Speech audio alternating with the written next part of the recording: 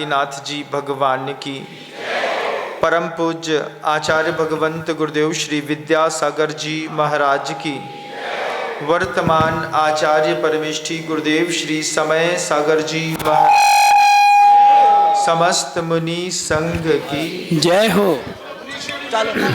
विनम्र सागर जी महाराज की जय।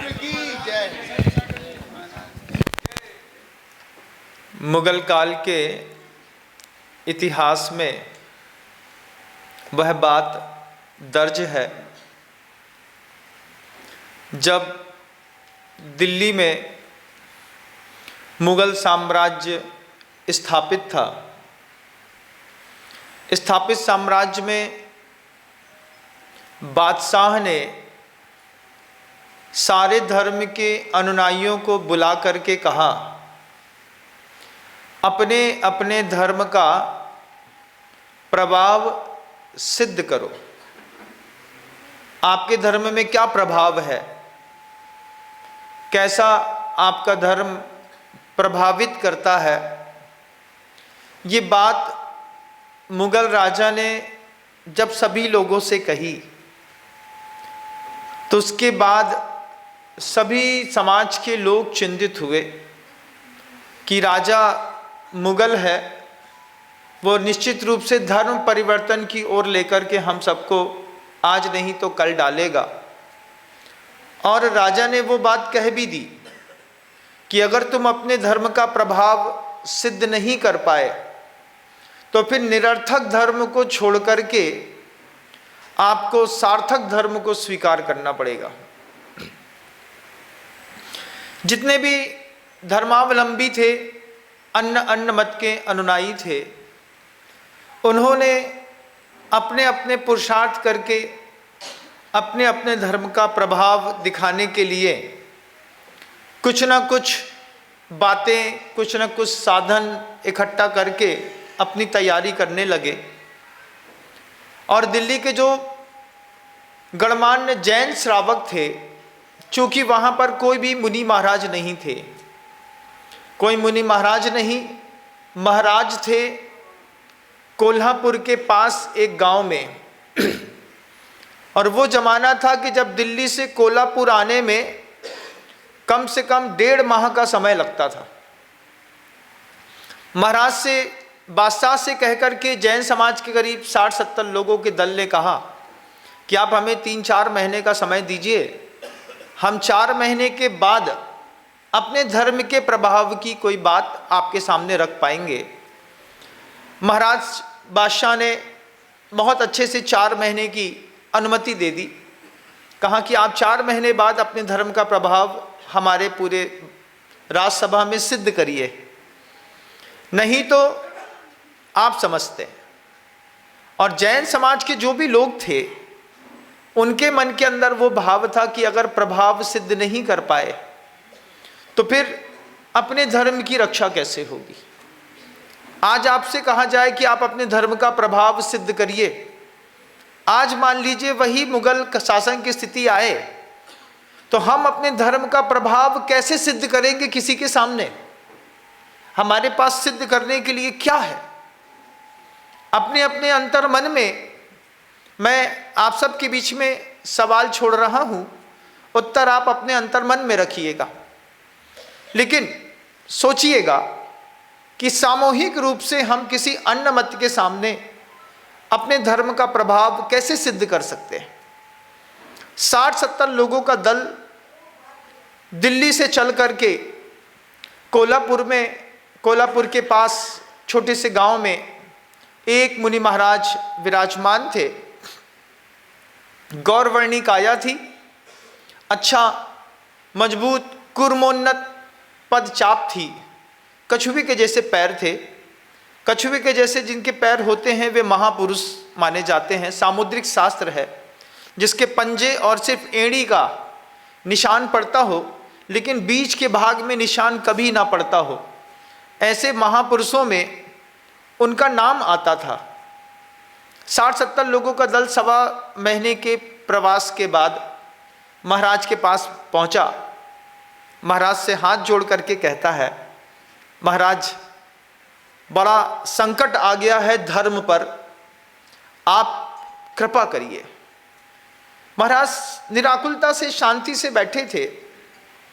महाराज ने पूछा क्या हुआ है। संवाद में, चर्चा में पता चला कि मुगल शासन के जो भी बादशाह हैं उन्होंने इस तरीके का संकेत दिया है कि राज दरबार में सबके सामने धर्म का प्रभाव सिद्ध करो और नहीं तो अपना धर्म छोड़ करके मुगलिया धर्म स्वीकार करना पड़ेगा।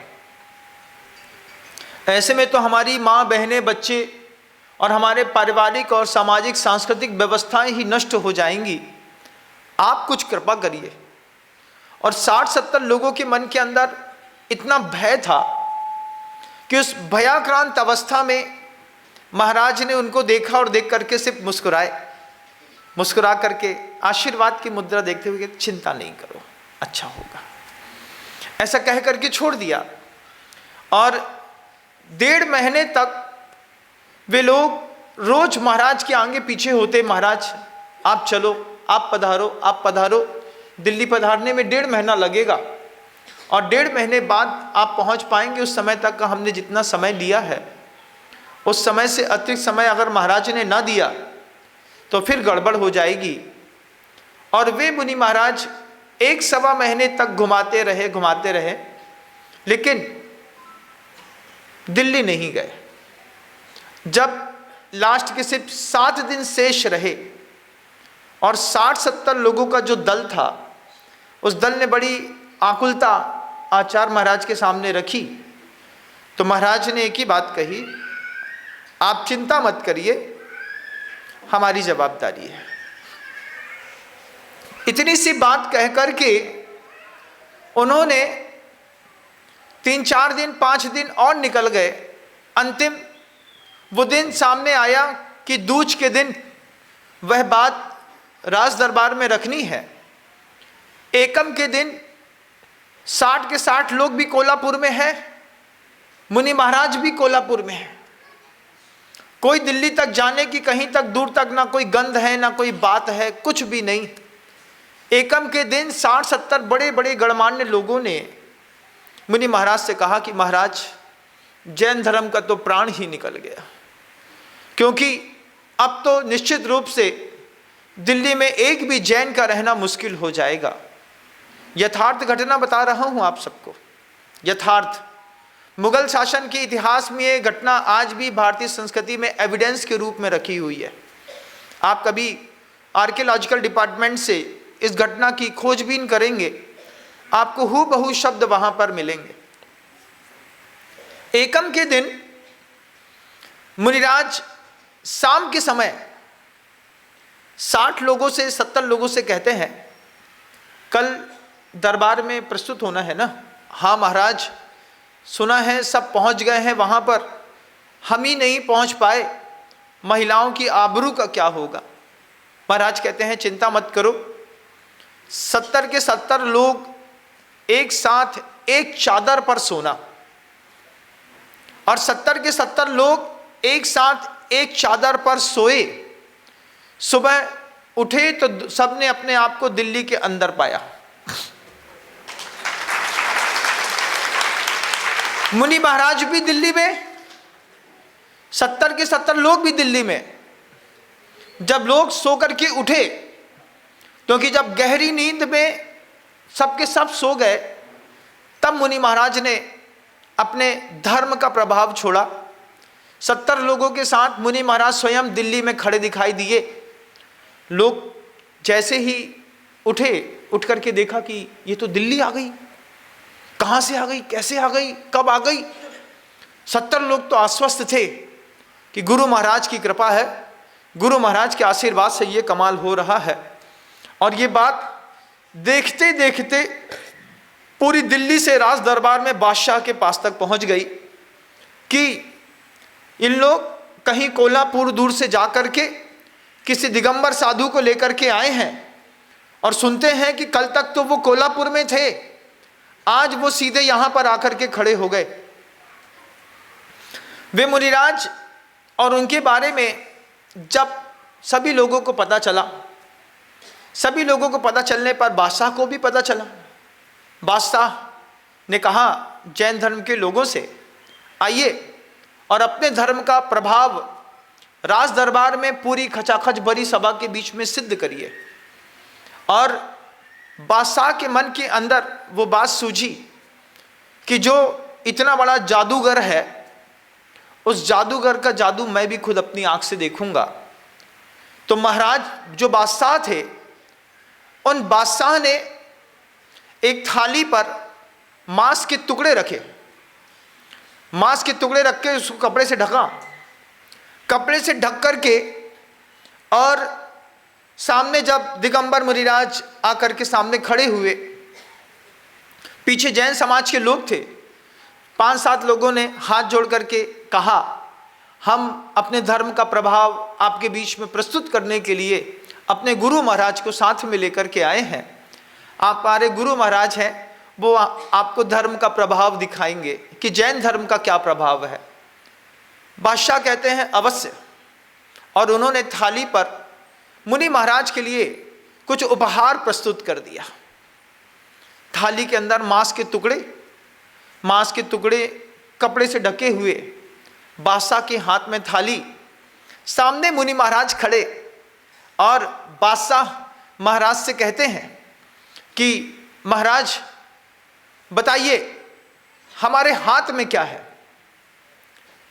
महाराज ने सहजता में कहा, आपने अपनी थाली में कमल के फूल रखे हैं, वो भी हमको देने के लिए। महाराज ने कहा, मुनि महाराज ने, आपने अपने हाथ में कमल के फूल रखे हैं, वो भी हमको देने के लिए। और बादशाह कहता है मुनि महाराज से, आप एक बार और सोच लीजिए। महाराज कहते हैं हमने तो सोच लिया, आप देख लीजिए।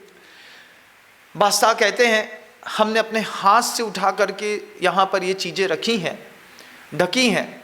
एक बार बादशाह ने और मौका दिया, एक बार और मौका दिया।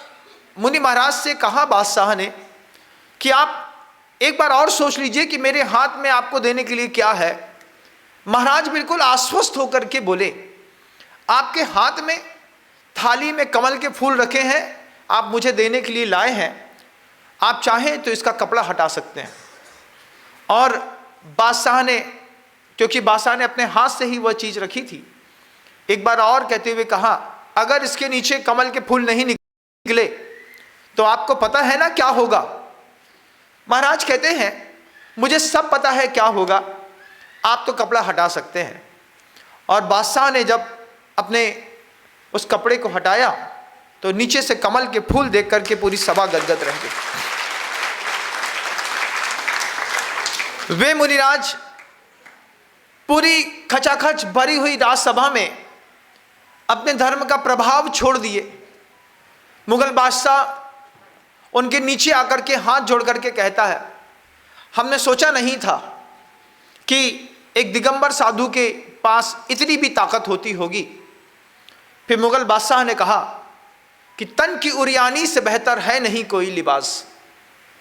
ये तन जो है, शरीर, इसमें कपड़े डाल करके आप कितने भी हीरो बन जाएं, लेकिन बादशाह ने कहा अपने कपड़े देखते हुए कि जो कपड़ा छोड़ देता है उसके लिए कहा वो बात की, तन की उरियानी से बेहतर है नहीं कोई लिबास।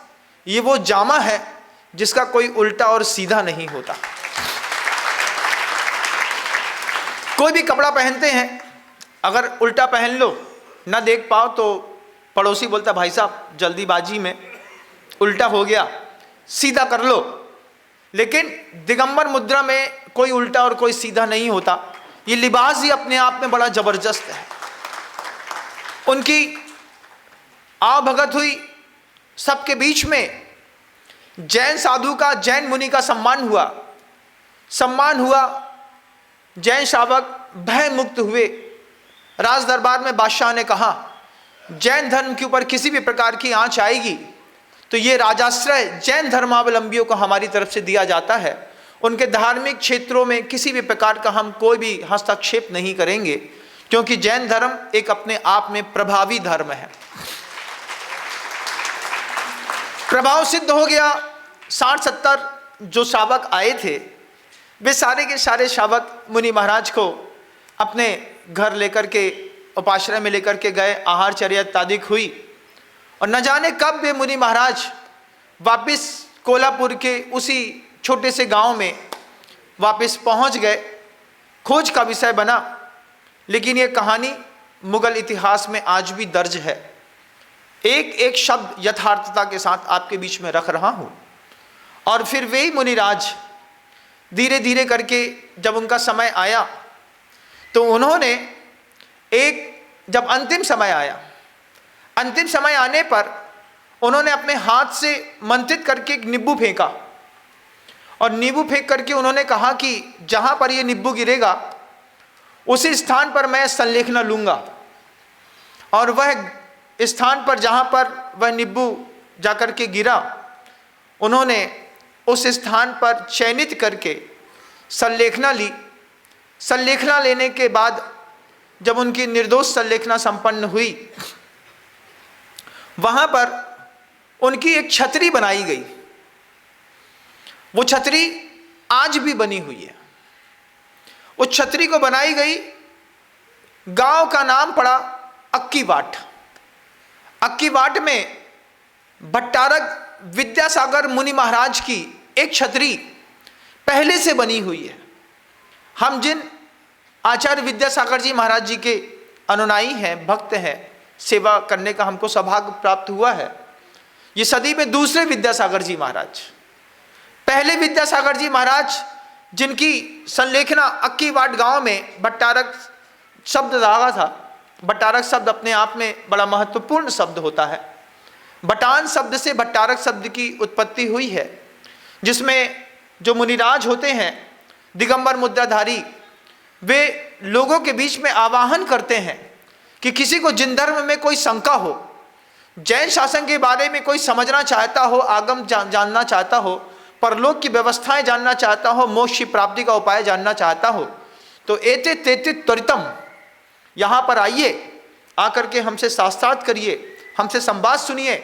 और वो नरसिंह के जैसे घूमते हैं, उनको भट्टारक कहते हैं। ऐसे ही भट्टारक विद्यासागर जी महाराज की समाधि अक्कीवाट गांव में एक छोटे से स्थान पर हुई। उन्होंने खुद चयनित किया वह स्थान।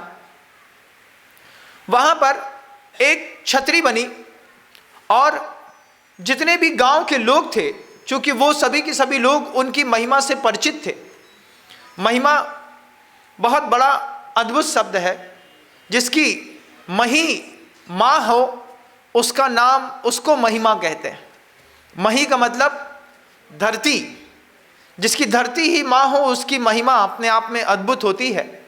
और दिगंबर साधु पूरी धरती में स्वतंत्र विचरण करते हुए अपना व्यवहार करते हैं। जब उस अक्कीवाट गांव में भट्टारक विद्यासागर जी महाराज की वह छोटी सी छतरी थी, और सदलगा गांव में जो वहाँ से करीब 8-9 किलोमीटर की दूरी पर है, वहाँ पर माँ श्रीमंती का पहला गर्भ तो अच्छे से हुआ, लेकिन दूसरा और तीसरा गर्भ गिर गया। कुछ दिन बढ़े होंगे, बढ़ने के बाद जब वह स्थिर नहीं रह पाया, तो माँ श्रीमंती को अंदर ही अंदर बहुत चिंता हुई कि अभी तो सिर्फ एक ही संतान है, और 2 बार पुरुषार्थ करने पर संतान आई, लेकिन गर्भ में स्थिर नहीं रही। तो उन्होंने अक्कीवाट जाकर के उन्हीं भट्टारक जी की समाधि स्थल पर 5 दिए जलाए। वहाँ की परंपरा थी कि पूर्णिमा के दिन उन भट्टारक विद्यासागर जी महाराज की समाधि केंद्र पर लोग या तो 5 दिए जलाते थे या 5 श्रीफल चढ़ा करके वहाँ पर आते थे। ये परंपरा आज भी श्रीफल के रूप में वहाँ पर आपको देखने को मिलेगी। प्रवाह अपने अपने धीरे धीरे करते हैं, जब होता है तो कुछ न कुछ बदलाव भी आ जाते हैं। माँ श्रीमंती को लगा कि 2 गर्भ गिर गए हैं और इतने सिद्ध पुरुष की समाधि स्थल है, वहाँ पर जा कर के उस समाधि स्थल की थोड़ी सी मिट्टी अपने ही पेट पे फेर करके माँ श्रीमंती 5 दिए जला करके और कुछ भावना रख करके आ जाती थी कि आप कुछ ऐसी कृपा करो कि मेरी संतान निर्विघ्न रूप से मेरे हाथ पे आए। और उसके बाद पुरुषार्थ के बाद जब चौथी बार माँ श्रीमती को गर्भ ठहरा, पहली बार में भाई महावीर का जन्म हुआ, 2 गर्भ गिर गए, तीसरे चौथे गर्भ में जब ठहरा तो माँ श्रीमती ने जिस दिन उन्हें पता चला कि गर्भ ठहर गया है, उस दिन से 9 माह का ब्रह्मचर्य व्रत स्वीकार कर लिया। मल्लप्पा जी और माँ श्रीमती दोनों ने व्रत स्वीकार करने के बाद हर माह पूर्णिमा के दिन श्रीमती जी भट्टारक विद्यासागर जी की उस समाधि केंद्र पर गईं। वहाँ पर जाकर के उन्होंने 5 दिए और 5 श्रीफल चढ़ाए। मल्लप्पा जी साथ में जाते, लेकिन वो 1 श्रीफल चढ़ाते और वापस चले आते, लेकिन श्रीमती 5 श्रीफल 5 दिए चढ़ा करके वहाँ से लौटी और लौट करके जब 7वें माह में 7वें महीने का जो दोहला होता है वो अपने आप में अद्भुत होता है। माँ श्रीमती खुद कहती हैं कि मैंने 3 स्वप्न देखे। पहले स्वप्न में देखा कि 2 तीर्थंकर युगलिया एक साथ धरती पर नीचे धीरे धीरे उतर रहे हैं और मेरे आंगन पर उतर करके 2 तीर्थंकर परमेष्टि स्थिर हो गए। फिर उन्होंने दूसरा स्वप्न देखा, 2 चारण रिद्धिधारी मुनिराज स्वर्ग से उतर करके नीचे आए हैं और आ करके फिर आंगन में स्थिर हो गए। तीसरा स्वप्न देखा कि एक सफेद सिंह गर्भ में आकर के स्थिर हो गया है। ये 3 स्वप्न मां श्रीमती के हैं। अनुत्तर योगी एक पुस्तक है, अनिवर्चनीय साधक एक पुस्तक है। आप हो सकता है उन पुस्तकों में इस संवाद को भी देख पाएंगे, क्योंकि अभी तक हमारे बीच में एक ही धारणा थी कि जन्म पूर्व सपने में मां को चारण मुनि दिखलाए। ये 2 एक ही स्वप्न बाद प्रसिद्धि को प्राप्त है, लेकिन ये 3 स्वप्न अपने आप में बहुत अद्भुत।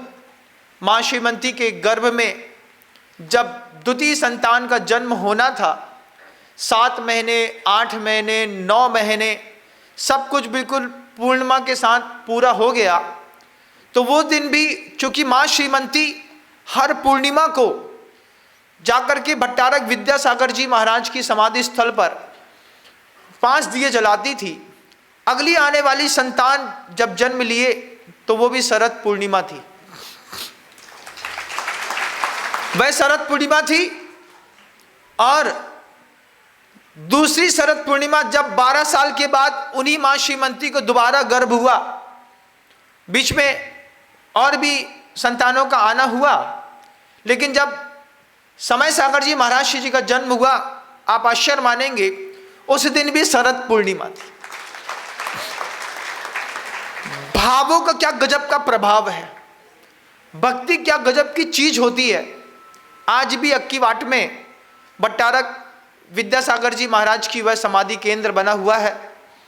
दूर दूर से चूंकि वहाँ की निजी मान्यताएं हैं, लोग आते हैं, भट्टारक जी की समाधि के सामने खड़े होकर के प्रार्थना करते हैं। जिन महिलाओं को विशेष तकलीफ होती है वे मिट्टी उठाती हैं और कुछ पेट पे अंगों पर लगा करके श्रद्धा भाव के साथ जो किया जाता है तो कमाल तो होता ही है। और मां श्रीमती के जीवन में जब कमाल हुआ तो द्वितीय संतान के रूप में गुरुदेव विद्यासागर जी महाराज का इस धरती पर अवतरण हुआ। मां श्रीमती ने उनका नाम भट्टारक विद्यासागर जी महाराज के नाम पर विद्याधर रखा, क्योंकि वो विद्यासागर जी महाराज थे और मां श्रीमती का शुरुआत से मुनियों के प्रति जो एक अंतर्भाव था, उस अंतर्भाव को लेकर के उन्होंने अपने द्वितीय पुत्र का नाम विद्याधर रखा। जब मां श्रीमती से पूछा कि द्वितीय पुत्र का नाम विद्याधर, फिर एक का नाम अनंतनाथ, एक का नाम शांतिनाथ क्यों रखा, तो मां श्रीमती के शब्द थे कि अनंत दोष का विग्रह नष्ट करने के लिए अनंतनाथ जी भगवान और शांतिनाथ जी भगवान का नाम इसी रखा कि मैं अपने 2 पुत्र के निमित्त से तीर्थंकरों के नाम लेकर के अपने कर्म काट लूं। क्योंकि मां अपने जीवन में बच्चे का नाम सबसे ज्यादा पुकारती है, लेकिन जब आपके बच्चे का नाम शांतिनाथ हो, जब आपके बच्चे का नाम अनंतनाथ हो, और बार बार आप पुकार रहे हो, बेटा अनंत, बेटा अनंतनाथ, अनंतनाथ, शांतिनाथ कहाँ है, अनंतनाथ कहाँ है।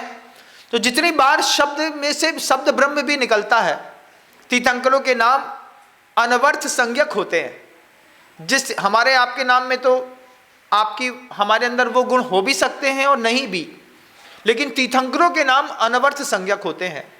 माँ श्रीमती ने स्पष्ट शब्दों में वह बात कही थी कि तीर्थंकरों के नाम लेकर के मैं अपने कर्म काटना चाहती थी, इसलिए मैंने 2 पुत्र का नाम, 3 पुत्र का नाम भगवान के नाम पर और 1 पुत्र का नाम विद्यासागर जी महाराज जी की स्मृति पे ये पुत्र हमको मिला है, इसलिए उनका नाम विद्याधर रख दिया। वे ही विद्याधर आगे चल कर के धीरे धीरे धीरे धीरे 16, 17, 18 साल, 19 साल की उम्र में, वो कहानी तो आप सब ने सुनी है कई बार, वो कहानी के बारे में आप परिचित हैं कि कैसे सप्तम प्रतिमा के व्रत आचार्य देशभूषण जी महाराज से लेकर के और 2 दिन के निर्जल उपवास मई के महीने में करके वो कैसे अजमेर पधारे, किशनगढ़ पधारे, फिर वहाँ से गुरुदेव ज्ञान सागर जी महाराज से मिलना हुआ और फिर गुरु शिष्य की एक और नई कहानी जिसको आज मुझे बताने की बिल्कुल भी जरूरत नहीं है, वो पूरी दुनिया जानती है। सबसे बड़ी बात कि सिद्ध पुरुष की समाधि स्थल की मिट्टी भी कमाल करती है, क्योंकि वो सिद्ध पुरुष थे। और मां श्रीमती के स्वप्न तो देखिए, उन सपनों में पहला स्वप्न था 2 तीर्थंकर आए हैं, आंगन में खड़े हैं। कितना यथार्थता के साथ सिद्ध हुआ कि उन्हीं के आंगन में तीर्थ की प्रवर्तना करने वाले 2 तीर्थंकर के जैसे 2 आचार्य परमेष्ठी का जन्म हुआ। गुरुदेव समय सागर जी महाराज और उसके ऊपर गुरुदेव श्री विद्यासागर जी महाराज, ये 2 तीर्थ की प्रवर्तना करने वाले आचार्य उसी घर में जन्म लेना, फिर 2 मुनिराज उसी घर में उनका भी जन्म लेना। भगवान महावीर स्वामी के नाम पर महावीर शब्द रखने वाले महावीर भैया ने भी अंतिम दीक्षार्थी के रूप में उत्कर्ष सागर जी महाराज के रूप में अपना नाम लेकर के जन्म सार्थक किया। ये कोई कोइंसिडेंस नहीं है, ये कोई अचानक अपने आप घटी हुई कोई घटना नहीं है। जब आप पूर्ण योग के साथ, पूर्ण प्रयोग के साथ आप किसी चीज का आवाहन करते हैं तो संतानें आपका और आपके परिवार का पूरा भविष्य बदल देती है। संसार को समेटने की इच्छा से कोई भी व्यक्ति ग्रंथ उठाता है हाथ में, क्योंकि संसार को समेटने के जो साधन हैं वो सारे के सारे ग्रंथों में लिखे हैं। संसार बड़ा करना हो तो कोई दिक्कत नहीं, संसार बड़ा करने के लिए कोई पढ़ाई की जरूरत नहीं है, वो सब दुनिया के लोगों को आता है। यहाँ पर भी जो आप लोग मुझे सुन रहे हैं, ये भी आपके मन के अंदर भी इच्छा होगी कि महाराज जी के किसी उद्बोधन या शब्द से मेरा भी संसार थोड़ा कम होगा। इस विचार से ही आप यहाँ पर आए हैं। आप हाथ में संत उठाएंगे या ग्रंथ उठाएंगे, इच्छा एक होगी, किसी भी निमित्त से मेरा संसार छोटा हो जाए। ये सारे ग्रंथों को बाहरी रूप से पालन करने पर जो कमाल होता है, आचार्य महाराज स्वयं कहते थे, तलवार की धार पर चलना आसान है, लेकिन महाव्रतों के ऊपर चलना बहुत मुश्किल होता है। जब हम लोगों की दीक्षा हुई थी, गुरु महाराज का यही उद्बोधन था। उन्होंने कहा, महाराज वो जो लोहे की कमानी होती है ना, गाड़ी के नीचे लगती है, देखिए आप लोगों ने, पट्टा कहते हैं उसको, तो हम लोगों ने तो कभी देखा ही नहीं था और जानते भी नहीं थे, छोटी सी उम्र थी, ये सब कुछ देखने का मौका ही नहीं मिला। तो हाँ तो कह दिया, तो आचार्य जी कहते क्या देखा? बोले कमानी। तो बोले कहाँ देखी? बोले आप बोल रहे हैं ना उसमें। तो आचार्य जी समझ गए कि कुछ जानते वानते तो है नहीं, लेकिन मारे भय के हाँ में हाँ मिला रहे हैं। आचार्य जी बोलते हैं, कभी देखना गाड़ी के नीचे कुछ पट्टियां लगी होती हैं, एक छोटी होती है, उसके 1 इंच निकली, फिर बड़ी होती है, फिर 1 इंच बड़ी होती है, फिर 1 इंच बड़ी होती है, फिर 1 इंच और बड़ी होती है। मोटा मजबूत लोहा होता है, उसी लोहे से तलवार बनती है। उस तलवार को जब बिल्कुल शार्प कर लिया जाता है, चिकनी मजबूत धारदार बना देते हैं। धारदार बनाने के बाद तलवार ऐसे नहीं चलाते, तलवार को धारदार बनाने के बाद जब पूरा शेप दे लिया जाता है उस पट्टे से, उसके बाद उसको गर्म आग में डाल करके उसको लाल कर देते हैं। लाल करने के बाद उसको खड़ी करके पानी के अंदर धीरे धीरे डाल देते हैं। तो जब लाल करके पानी के अंदर डालते हैं तो लोहा पानी पीता है। आपने कभी सुना लोहा पानी पीता है? अरे महाराज कहाँ की बात करते हैं, यही तो बात है। आपके दिमाग में होगा क्या कि वो लोहा लाल होता है, पानी में डालते हैं तो लोहा ठंडा हो जाता है तो पानी चुरचुर करता है, लेकिन लोहा पानी पीता है। पानी पीता है, उसको निकालते हैं, फिर गर्म करते हैं, फिर पानी में डालते हैं, फिर निकालते हैं, फिर गर्म करते हैं, फिर पानी में डालते हैं। ऐसा जब 10 बार कर चुके होते हैं, उसके बाद वो तलवार की जो धार होती है वो लोहा कभी ब्लंट नहीं होता, और उस तलवार की धार से बिल्कुल पतली शॉर्ट, जैसे आपके घर की चक्कू इतनी पतली धार, और उसमें अगर आपने ये जो कोलतार का जो ड्रम होता है ना लोहे का, उस लोहे के ड्रम की ऊपर की जो बीट होती है उसमें एक लोहे की रॉड डली होती है और मोटी किनारी होती है। उस तलवार से उठा करके अगर आप उस लोहे के ड्रम को मारेंगे तो लोहे का ड्रम भी 1 फुट अंदर चीर करके अंदर चला जाता है। तलवार की धार वैसी की वैसी बनी रहती है। इसको कहते हैं आय सांभोवत। आचार्य समंतबद्ध महाराज ने इसका उदाहरण रत्करंडक सावकाचार ग्रंथ में लिखा है कि जैसे तलवार की धार पर चढ़ा हुआ पानी कभी भी टूटता नहीं है, ऐसे ही सम्यक दर्शन कभी भी सम्यक दृष्टि का टूटता नहीं है। उदाहरण लिया है आचार्य ने, और यहीं पर वो बात गुरु जी कहते थे। दीक्षा देने के साथ ही दूसरे दिन का पहला उद्बोधन था कि तलवार की धार पर, ऐसी तलवार की धार पर चलना आसान है, लेकिन महाव्रतों का पालन करना बहुत मुश्किल होता है। आप सब महाव्रत को पालन करने के लिए पुरुषार्थ कर रहे हैं। पुरुषार्थ आपका है, हम सिर्फ सहयोग कर सकते हैं। आचार्य सिंह जी हमेशा कहते थे सिर्फ सहयोग कर सकते हैं, पुरुषार्थ तो आपको खुद करना है। और वो जब आप कहीं पर पहुंचते हैं तो एक अजीब सी घटना घटती है। अभी जैसे आप मुझे सुन रहे हैं तो दोनों की स्थितियां अलग अलग हैं। मैं 2 फुट ऊंचे मंच पे बैठा हूं और 2 फुट नीचे बैठ करके आप मुझे गौर से समझ रहे हैं। लेकिन आचार्य श्री जी कहते हैं मूक माटी ग्रंथ में कि क्षेत्र की नहीं, आचरण की दृष्टि से मैं जहां पर हूं वहां पर आकर के तुम मुझे देखो। ये कुछ ज्यादा हो गया आपके लिए, लेकिन गुरु जी कहते हैं कि क्षेत्र की नहीं, क्षेत्र में तो बहुत अच्छा है, एक कम्युनिटी हॉल है, यहां पर हम सब बैठे हैं, तो क्षेत्र की नहीं, आचरण की दृष्टि से मैं जहां पर हूं वहां पर आकर के तुम मुझे देखो, तब तुम्हें होगी मेरी सही सही पहचान। नीचे से किसी साधु को नापना अलग बात होती है, क्योंकि आपके पैमाने अलग अलग हैं। अभी सुबह ही मैंने पैमाने की बात करी, किसी विद्यालय में रुका था तो उन्होंने कहा महाराज जी एक क्रिकेट मैच का खेल हो रहा है। तो हमने कहा क्रिकेट मैच के लिए बड़ा ग्राउंड होता है? बोले नहीं हमारे यहाँ छोटे ग्राउंड में हो रहा है। फिर हमने कहा छोटे ग्राउंड में कैसे हो रहा है? बोले नेट लगा के हो रहा है। नेट लगा के कैसे हो रहा है? नहीं इसमें भी ऐसी वाली बॉल नहीं फेंकनी है, ऐसी वाली बॉल फेंकनी है। तो हमने कहा ऐसी वाली बॉल में क्या है? बोले इसमें भी शॉट नहीं मारना है, धीमे मारना है। हमने कहा सारे नियम खुद के बनाए हैं। बोले हम ही लोगों ने मिलकर नियम बनाए हैं, उस नियम पे हम ही लोगों को चलना है। तो जो क्रिकेट होता है वो क्रिकेट भी दुनिया में कई प्रकार का होता है।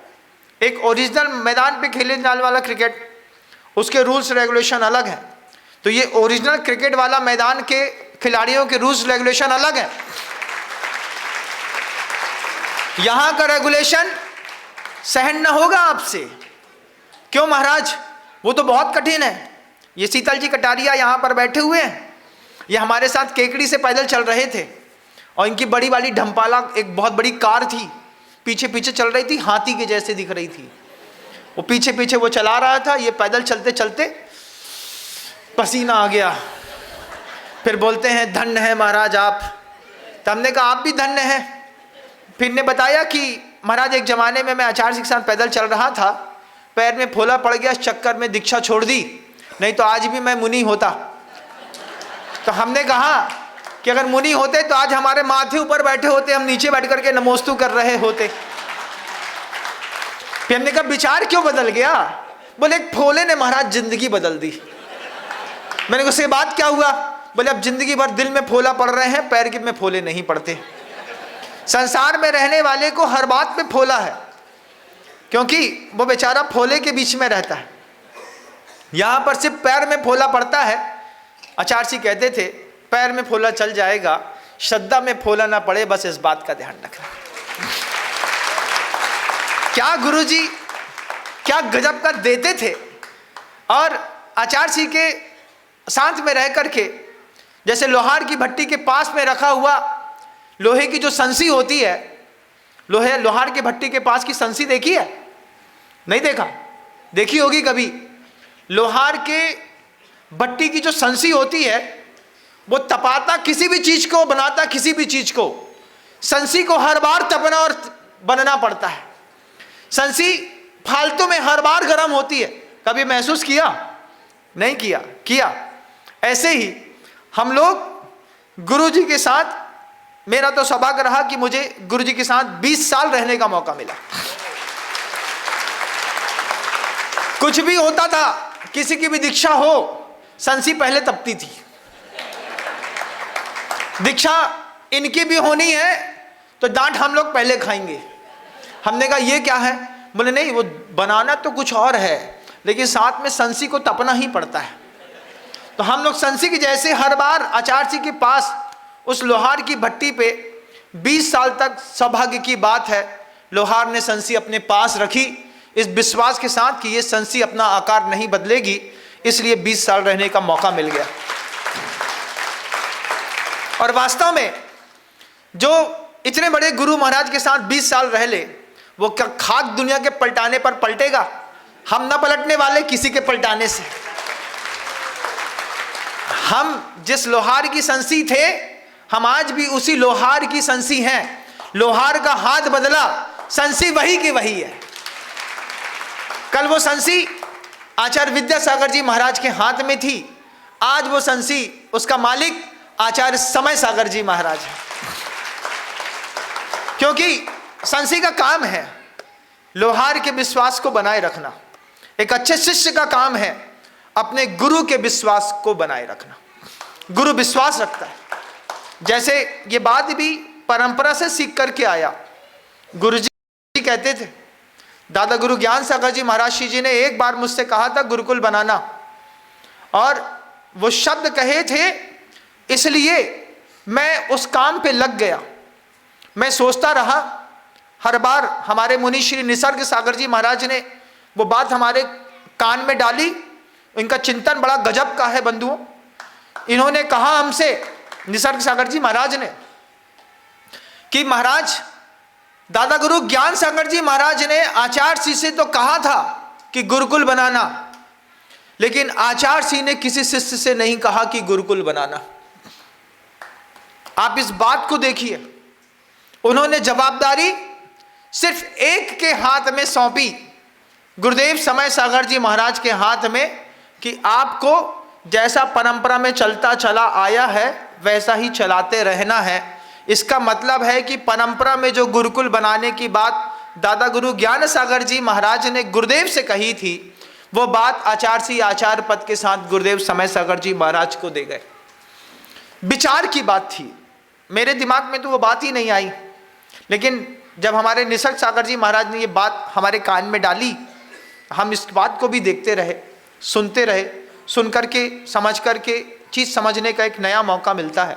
चिंतन आदमी को प्रखर करता है बंधु। जब आचार्य जी हम लोग से कहते थे, आज भी गुरुदेव अपने शरीर से भले ना हो, सामने हो, लेकिन अंतरात्मा में तो वो सिंहासन पर आज भी विराजमान है। और सिर्फ मेरे ही नहीं, आप सबकी अंतरात्मा में भी गुरुदेव विराजमान होंगे, क्योंकि तलवार की धार पर चलना आसान होता है बंधुओं।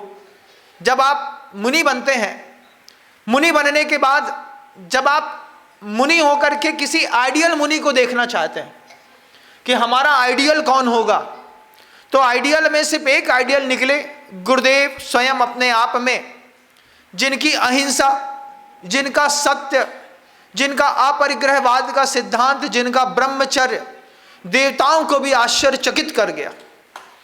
वे महापुरुष ने, आपने उनकी मनोहारी छवि हमेशा देखी होगी।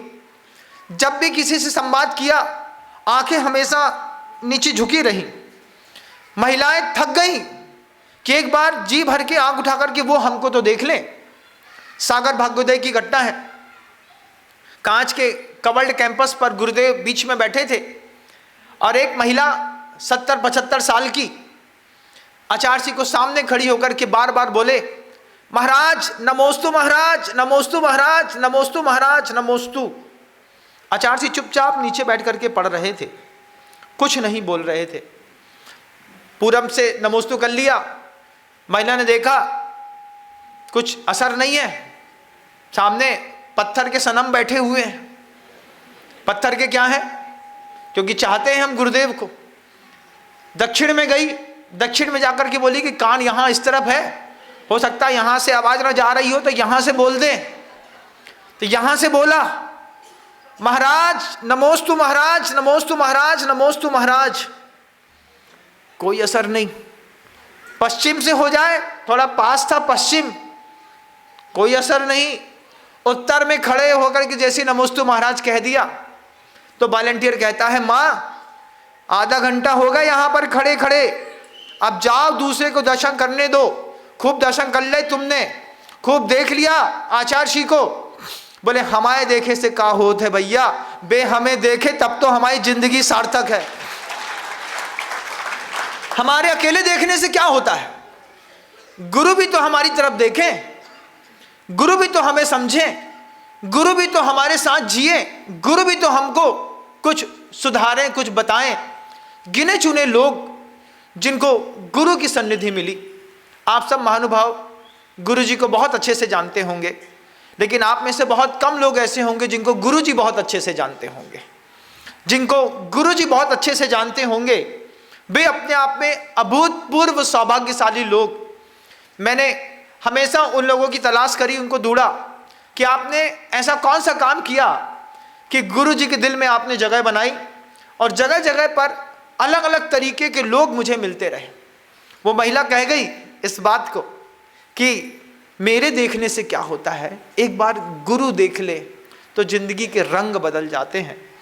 गुरु ने, गुरुदेव समय सागर जी महाराज जी को 40 साल तक लगातार प्रेरणा, प्रोत्साहन के साथ, स्वाध्याय के साथ जिस तरीके से तैयार किया, तैयार करने के बाद आज आप खुद देख रहे हैं, आगामी 19 फरवरी को, आज 15 फरवरी है, 16, 17, 18 और 19, 3 दिन बाद 19 फरवरी को दोपहर में गुरुदेव समय सागर जी महाराज इस सदी का एक नया स्वर्णिम अध्याय लिखने के लिए जा रहे हैं।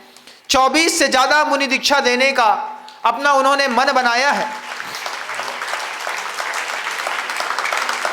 आज सबसे बड़ी बात यह है, गुरुदेव समय सागर जी महाराज जी ने तो मन बनाया ही है, लेकिन वे 24 से ज़्यादा जो साधक मोक्ष मार्ग पर आगे बढ़ रहे हैं, एक बार आप उनको भी देखिए। उनके मन के अंदर आचार्य जी कहते थे, सबसे पहली चीज साधक के जीवन में योग। योग शब्द क्या है? योग का मतलब मिलना। आपको भी जीवन में बहुत सारी चीजें मिली होंगी, आपके पास भी वो सब कुछ है जो एक दिगंबर साधु के पास होता है। महाराज हमारे पास उससे कुछ थोड़ा सा ज़्यादा है। हाँ, BMW भी है तुम्हारे पास, हमारे पास नहीं है। एक घर भी आपके पास अच्छा है, हमारे पास नहीं है, लेकिन बुद्धिपूर्वक हम उसको छोड़ करके आए। एक जब कोई साधु बनता है तो आचार्य जी कहते हैं सबसे पहली बात है योग।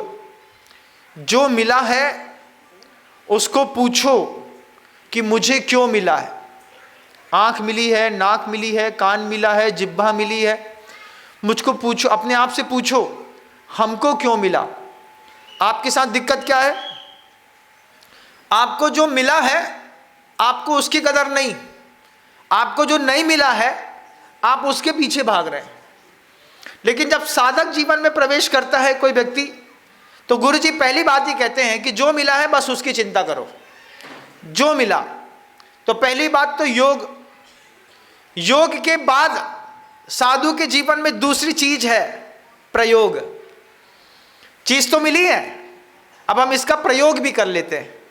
तो प्रयोग करने के लिए, संसार को समेटने के लिए किसी ग्रंथ और किसी संत का सहारा लिया। तो 24 दीक्षार्थी लगातार अपना विशुद्ध स्थान वहां पर बैठ करके बढ़ा रहे हैं। उनकी इच्छाएं, उनकी प्रवृत्ति, उनकी प्राप्ति के उद्देश्य कुछ और हैं। क्या अभूतपूर्व उनके मन का भाव होगा कि बस मुझे दिगंबर साधु बनना है और कुछ नहीं बनना। प्रशांत रूपाय दिगंबराय देवादिदेवाय नमो जिनाय, ये बात उनके कान में कैसी गूंज रही है। पहली बात तो योग, दूसरी बात प्रयोग, तीसरी बात, आश्चर्य मानेंगे गुरु जी कह गए लेकिन हम लोगों से, मोक्ष मार्ग में पीड़ा के बिना धर्म नहीं होता। योग होगा, योग के साथ प्रयोग होगा, और जब भी आप प्रयोग करेंगे तो पीड़ा अवश्य होगी। एक आसन करिए, पीड़ा होगी। रस का परित्याग करिए, पीड़ा होगी। उपवास करिए, पीड़ा होगी। और यही जयपुर है, यहाँ पर बहुत सारे लोग ऐसे हैं कि बिना पीड़ा वाला भी धर्म ध्यान करना चाहते हैं। बिना पीड़ा वाला धर्म ध्यान क्या? पहले पढ़ने से पहले पोहा खिला दो, उसके बाद एक एसी और लगा दो, आराम से बिठा दो, और इससे उठने के बाद एक रबड़ी मलाई की एक अगर कोई स्टॉल और मिल जाए। प्रशांत रूपाय एदम्मि रजो नित्यम संतुट्टो होदि नित्यमेदम्मि एदेण होदि तित्तो सो हो हदि उत्तमम सोखम। फिर तो वो धर्म ध्यान की भाषा ही अलग है। लेकिन आचार्य सिंह जी कहते थे, बंधु गुरु जी कहते थे, साधक जीवन में प्रवेश करेंगे, प्रवेश करते साथ ही पहली बात तो योग, दूसरी बात प्रयोग, प्रयोग के बाद पीड़ा अवश्यम भावी है, होगी। पैर में छाला पड़ेगा, शरीर काला पड़ेगा, आंख नाक कान मुंह के आकार विकार बिगड़ेंगे। तुम्हारी दांत की थोड़ी सी चमक कम हो जाए तो तुम कोलगेट पेस्ट रगड़ लेते हो, ना समझ में आए तो उसमें ग्रेनाइट जैसे ग्राइंडर की मशीन चलवा लेते हो डॉक्टर के यहाँ जा करके। सामने का टूट जाए तो क्या करते हो? महाराज बा बोले तो फा निकलता है, क्योंकि हवा यहाँ से पूरी बाहर। तो फिर क्या करते हैं? उसमें भी महाराज नकली लगवा लेते हैं। लेकिन आचार्य सिंह जी कहते थे, गजब की बात, देखो ना साधुओं को, साधु का जीवन तो देखो एक बार। गुरु जी कहते थे मोक्ष मार्ग में साधक कदम लगाएगा, योग प्रयोग के बाद पीड़ा अवश्य होगी। आप हमारे संघ में एक मुनि श्री निष्काम सागर जी महाराज हैं। दीक्षा लेने के बाद उनके ऐसे कर्म का उदय आया कि जवानी में पायरिया होने के कारण पूरे के पूरे दांत निकल गए सड़ करके। जवान साधु का दांत निकल जाए, दांत निकलने के बाद बाटी खाने वाला जवानी में दलिया में आ जाए, उसके बाद भी अंतरंग में इस बात का उत्साह हो। आप सोचो, सामने का एक भी दांत नहीं है उनका, यहाँ के करीब 17, 18, 19 दांत गायब हैं, और ज़्यादा ही होगी संख्या, कम नहीं होगी। क्या है, जिस उम्र में बुढ़ापे में दलिया खाई जाती है, वो अभी दलिया खिचड़ी मुलायम सी चीज़ खा करके अपने जीवन को चला रहे।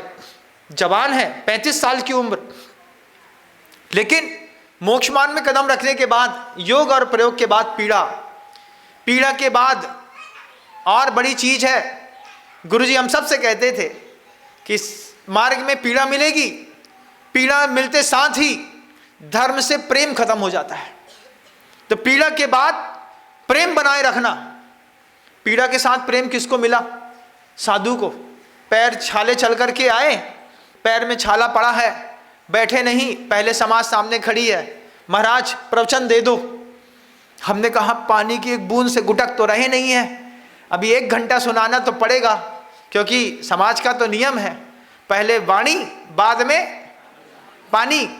और ये स्वीकार भी है, वो इसलिए कि गुरुजी ने दीक्षा देने से पहले ही बोल दिया था कि जाओगे, क्योंकि जब समाज के लोग 5 रुपए का मटका भी 3 बार टन टन टन बजा के खरीदते हैं, तो साधु के साथ श्रद्धा का सौदा होगा तो भी बजाएंगे टन टन टन। और जब टन टन में बच जाओगे फिर बोलेंगे धम्मम शरणम पब्बज्जामि, माथे ऊपर रखेंगे। ऐसे नहीं होने वाला।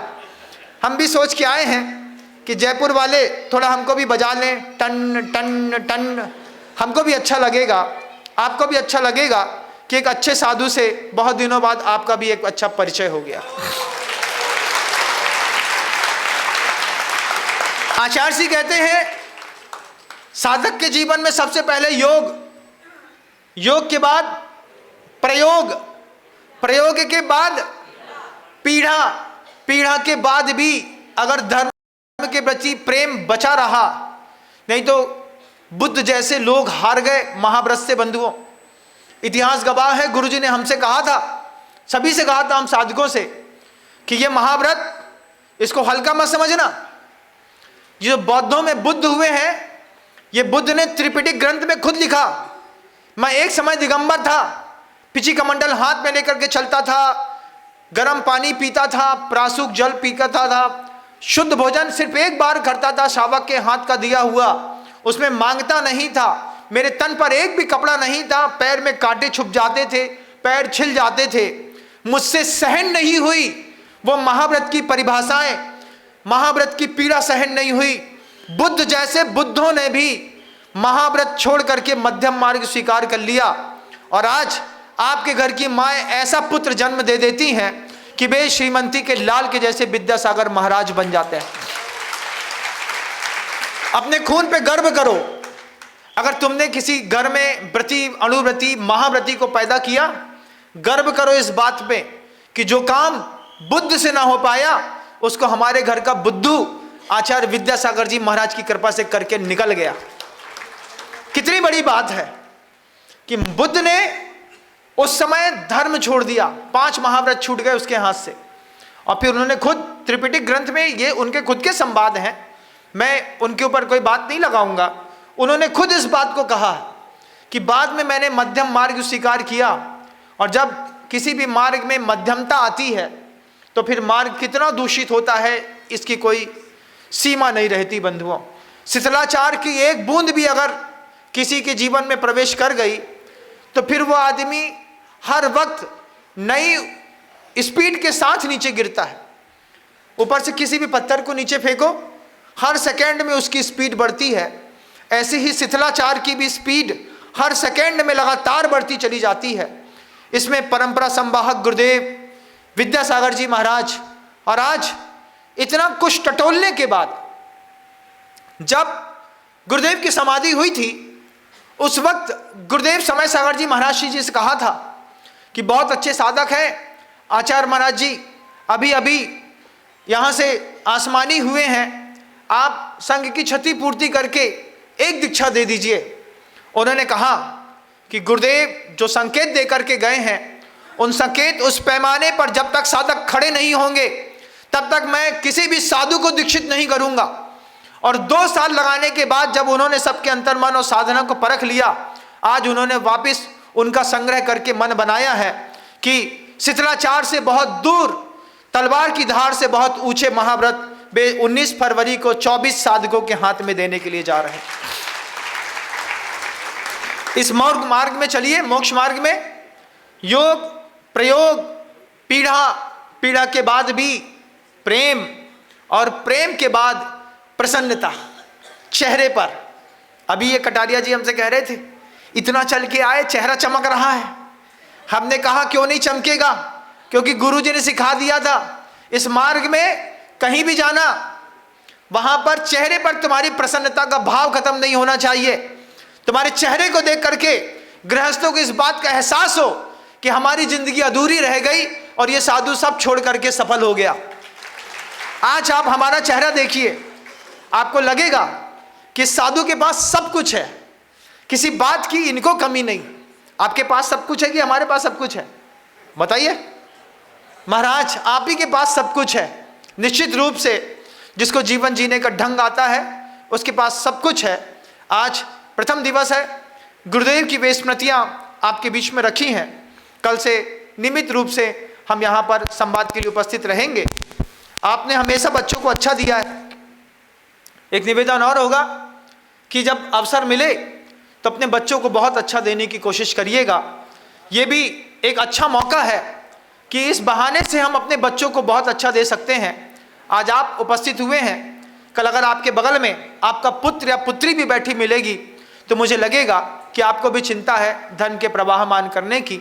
उनको भी साथ में लाइएगा, क्योंकि मौके बार बार नहीं आते हैं। हम बच्चों के साथ टीवी देखने गए, हम बच्चों के साथ मनाली, कश्मीर, बैंकॉक, पटाया घूमने के लिए गए, हम बच्चों के साथ शादी पार्टी में गए। एक मौका ऐसा बनाइए, हम बच्चों के साथ मुनि महाराज का उद्बोधन सुनने के लिए भी गए। आप ये कह पाएंगे गर्व के साथ कि हमने अपनी जवानी में, अपने बुढ़ापे में बगल में बैठ करके अपने बच्चे को धर्म दिया था। आज इसका परिणाम है हम लोग सफल हैं। शब्दों को विराम देता हूं। कल पुनः अपने समय पर संवाद को जारी रखने का प्रयास करूंगा। गुरुदेव श्री विद्यासागर जी महाराज की।